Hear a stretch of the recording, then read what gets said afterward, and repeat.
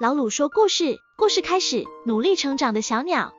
从前有一只年轻的小鸟，它总是在森林里找食物，但它总是无法找到又好吃又大量的食物。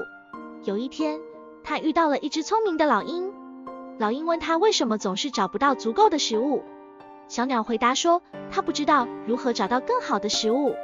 老鹰告诉小鸟，如果它想要找到更多食物，就需要学习如何飞得更高和更远。他说，只有当小鸟学会如何利用风和空气流动时，它才能到达更远的地方，找到更好的食物。小鸟听了老鹰的话，开始学习如何飞得更高更远。它研究了风向和气流，学会了如何利用它们来飞行。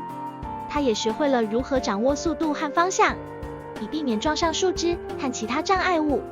这个学习过程非常困难，小鸟也摔了很多次，但它总是从失败中学习，不断改进自己的技能。最终，小鸟成功地飞得更高更远了。它也发现了更多的食物，过上了更好的生活。老鲁的话，学习投资知识和技能也是一样的道理。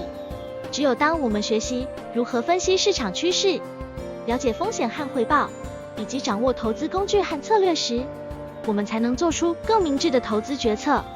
虽然这个学习过程可能会很困难，但只要我们从失败中学习，并不断改进自己的技能，最终我们也可以获得更好的投资回报。